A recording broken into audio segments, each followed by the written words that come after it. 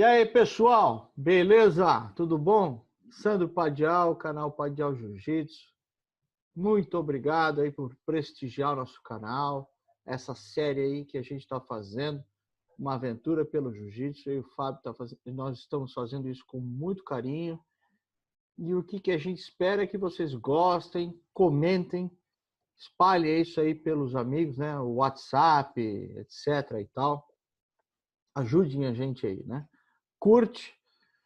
E é isso aí, a gente vai tentar entregar o melhor material possível, né? Dentro daquilo que o canal se propôs a fazer um negócio mais dinâmico, né? Mais resumido ou hiper resumido, vai falando assim, né? Fábio, é com você. O que nós vamos falar aí hoje, Fábio? Fala para eles aí. Hoje você fala.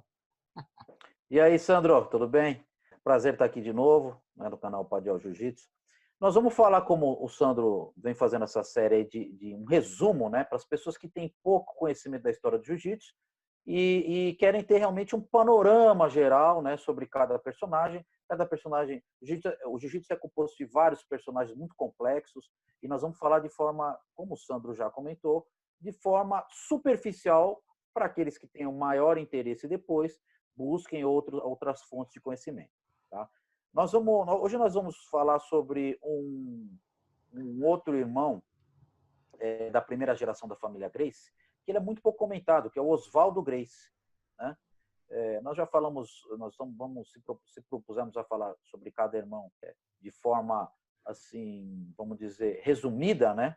Para falar qual foi realmente o seu a grande obra de cada um. E hoje vamos falar sobre Oswaldo Gracie. Oswaldo Gracie, pela ordem cronológica, nós temos o Carlos Gracie, o irmão mais velho, e logo na sequência o Oswaldo Gracie, que é 2 anos mais novo do que o Carlos. Né?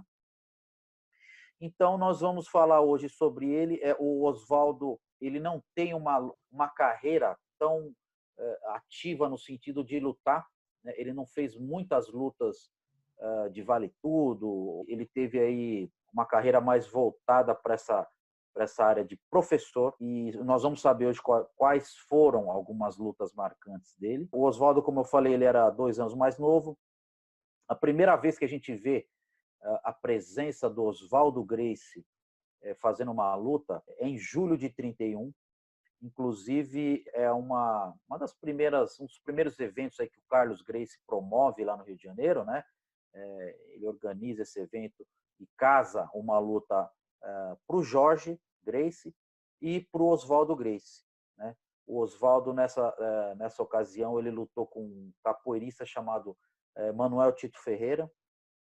E é importante lembrar que nessa época, você vê, ele já tinha 27 anos, né? Então, isso vai ao encontro do que eu estava falando, ou seja, que Oswaldo Gracie, ao contrário, por exemplo, do Hélio, do Jorge, que começaram muito cedo, né? O Oswaldo já começou um pouquinho mais tarde e depois acabou não fazendo um grande número de lutas. Uma outra luta que a gente pode falar do Oswaldo aconteceu também em 31 e foi mais uma vez contra outro capoeirista. Né? Na época, os capoeiristas aí faziam, logo no início da Academia Gracie, né? Eram os capoeiristas que eram os grandes desafios aí para o jiu-jitsu da família Gracie. Então, em 31 ainda, o Oswaldo fez essa segunda luta com um capoeirista que era conhecido como Baiano, né? Lá de Copacabana. E é importante a gente notar que o Oswaldo, ele já tinha um físico um pouquinho mais forte do que o Jorge nessa época, até por conta da idade. Mas mesmo assim ele era um cara relativamente leve, ele pesava aí na faixa de 64 quilos, né? Oswaldo Gracie. E ele lutou contra esse capoeirista, o Baiano, que pesava 86 quilos, né? Que para a época era um peso pesado, 86 quilos, né? Estamos falando de 1931. E o Oswaldo Gracie conseguiu vencer ele com um estrangulamento. A terceira luta que a gente tem registrada do Oswaldo é provavelmente uma das lutas mais marcantes, né, da vida dele, mais icônicas aí. Ela aconteceu já no final de 31, em novembro, né, foi contra um lutador de catch wrestling, né, luta livre, o João Baldi. O João Baldi, ele era um lutador que já atuava no Rio de Janeiro, principalmente nesse circuito de né, de greco-romana, catch wrestling, ainda essa questão de nomenclatura ainda não era muito clara entre os praticantes da época, né? Cada um usava aí luta livre, né? Isso aí foi uma confusão que depois, nas décadas seguintes, é que elas acabaram sendo resolvidas, mas nessa época você encontrava qualquer tipo de nomenclatura, luta livre, catch wrestling, greco-romana, luta romana, e o João Baldi atuava nesse circuito. Alguns jornais divergem aí, mas ele não pesava menos de 125 quilos. Ele era aparentemente um cara muito grande, se comparado ao Osvaldo, que, como eu já falei, nessa época pesava em torno de 64 quilos. Então você tinha 63 quilos de um lado, e alguns jornais falavam que o João Baldi pesava 135 quilos. Obviamente que é muito difícil a gente precisar esse número exato, mas realmente ele tinha uma diferença. O Sandro está mostrando aí uma figura, nós vamos depois colocar algumas fotos aqui, né? Não, Do João Baldi, ele era realmente... na verdade, aqui no livro da Reila, né, tem uma foto, inclusive, dele lutando, né? Depois vocês podem conferir. Exatamente. A Reila cita, né, essa luta, inclusive, no livro dela. Mas realmente era uma diferença muito grande de peso, né? Possivelmente, naquela época, provavelmente era a maior diferença que já se havia visto. Só que uma coisa também que pelo menos até hoje, nunca vi, acho que na internet, são poucas pessoas que falam sobre isso, é que o João Baldi realmente nessa época ele já era um veterano. Ele já, como eu falei, ele já atuava, né, no Rio de Janeiro desde a primeira década de 1900, né? Então nessa época aí ele não tinha menos de 50 anos. O João Baldi já era realmente aí um cara já né, para se aposentar. Mas independente disso ele tinha assim uma experiência, né, em lutas, uma grande experiência e em lutas agarradas, né? Quer dizer, e tinha realmente essa grande vantagem de peso. A questão foi que em apenas 58 segundos o Osvaldo conseguiu estrangular o João Baldi e realmente isso gerou aí foi um grande acontecimento para a imprensa explorou isso, fez inclusive charges, né? Tanto antes da luta quanto depois, que mostrava, teve até uma charge muito famosa onde mostra o João Baldi em cima do banquinho, né? Bem pequenininho, até menor do que ele era na verdade, né? Ao lado do gigante que era o João Baldi. Na verdade, como eu falei, a diferença de peso entre o João Baldi e o Osvaldo Gracie não era nem tanto a altura, tá? Era mais realmente que o João Baldi era bem grande, gordo, né? Aquele cara bem maçudo mesmo. E essa luta provavelmente ficou como a mais marcante para o Osvaldo. E logo em 1932, quer dizer, lembrando que os irmãos Gracie assumiram a academia do Donato em 31, logo no ano seguinte, em 32, o Osvaldo abre uma academia em Petrópolis. Quer dizer, já mostra que ele tinha realmente também uma predisposição aí para novos empreendimentos, né? Então, ele já abriu em fevereiro de 32 essa academia lá em Petrópolis. Ele acabou então casando uma luta com Otávio Alves Dentinho, que aí acabou, que inclusive o Osvaldo acabou também vencendo essa luta com uma chave de braço, lá no segundo round. Durante esse tempo ele se manteve aí relativamente afastado dos rings, ficou só se dedicando à academia dele em Petrópolis. E a gente ouve falar novamente do Osvaldo Gracie em 1933, quando ele novamente está no Rio de Janeiro. Inclusive, ele assume uma antiga empresa que o pai dele, né, o Gastão Gracie pai, ele tinha, que era uma espécie de empresa de entretenimento, que eles falavam. Era um jogo de apostas, né? Que tinham ali uma espécie de jogos com corrida de cavalos mecânicos, era uma espécie de carrossel onde se apostava dinheiro lá. E o Osvaldo, ele faz parte dessa empresa, ele tenta trabalhar um pouco com essa parte de entretenimento. E, aliado a isso, ele começa também a fazer um papel meio que de empresário, né, para o irmão mais novo dele, que era o Jorge. Nesse processo, ele acaba fazendo amizade com o Dudu, né, que era um lutador de catch wrestling da época, onde eles começam a fazer uma interação, né? Quer dizer, o Dudu passa então a ensinar as técnicas, né, de catch wrestling não só para o Osvaldo, como para o próprio Jorge Gracie, né? Inclusive fazem um camp, vão treinar, né, em Pati de Alferes, que é uma localidade distante do Rio de Janeiro, vão treinar o Jorge Gracie para uma luta, enfim. Então existe aí nessa época a presença do Oswaldo Gracie mantendo, né, esse elo de ligação que ajudou, com certeza ajudou a família Gracie a entender como que os lutadores de catch wrestlers dessa época, como eles se comportavam, né? Quais eram as principais técnicas. Essa interação foi muito importante para o jiu-jitsu, né, para poder enriquecer o repertório do jiu-jitsu. Num dos treinos que eles faziam essa interação, o Dudu, que era um lutador muito forte, né, acabou quebrando a perna do Oswaldo Gracie, provavelmente em algum movimento acidental lá.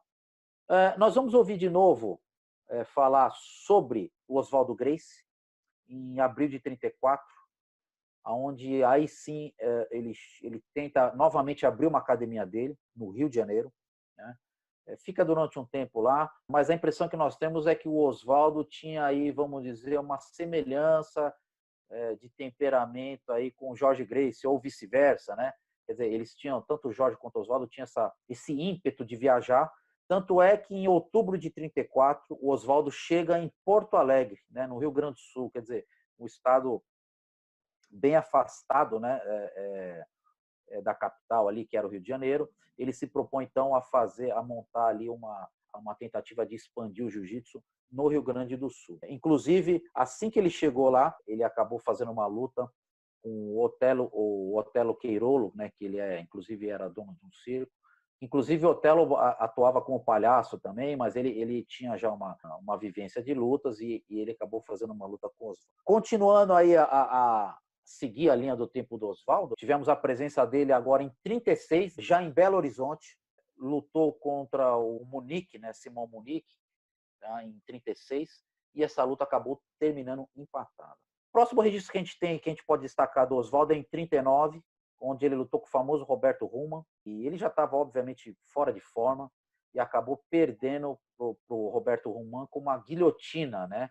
Inclusive, ele chegou até a desmaiar porque demorou a bater ou porque não quis bater mesmo, enfim. O Ruman era muito famoso, né, por ser um cara fortíssimo, e esse golpe dele era muito famoso, inclusive, e acabou, então, vencendo o Oswaldo em 39.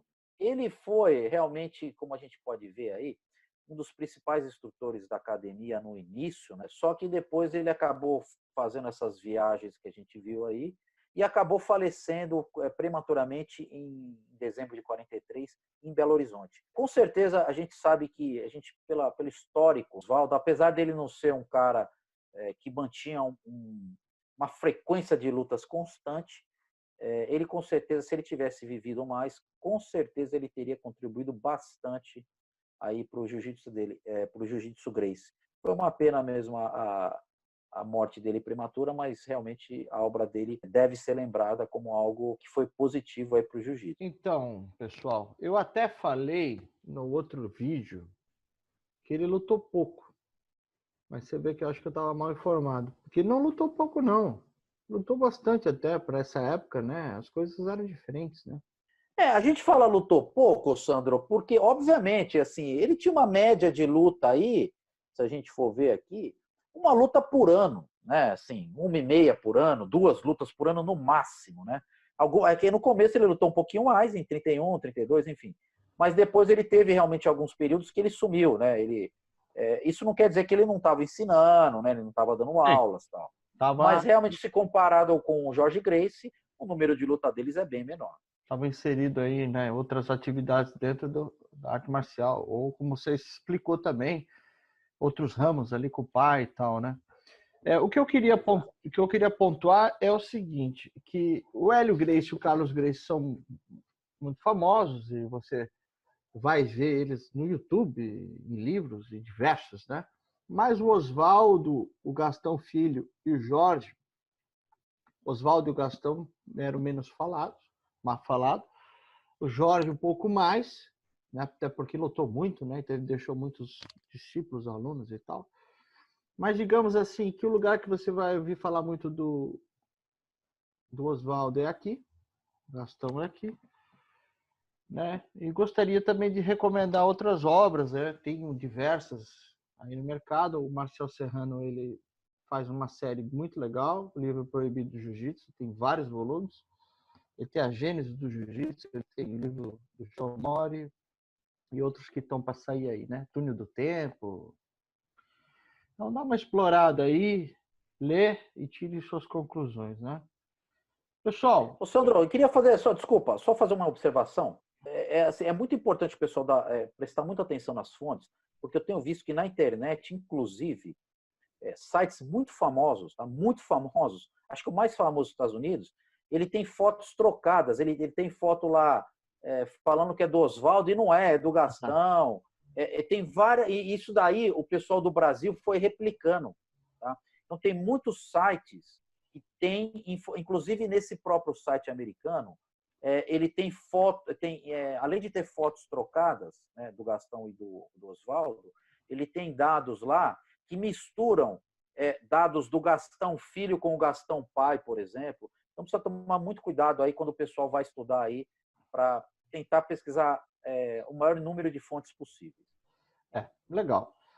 Para não se estender também demais, que o propósito desses vídeos é para ser curto mesmo, também gostaria de salientar que a gente estuda, faz nossas pesquisas. O Fábio realmente é um cara, você vê aí a linha do tempo dele.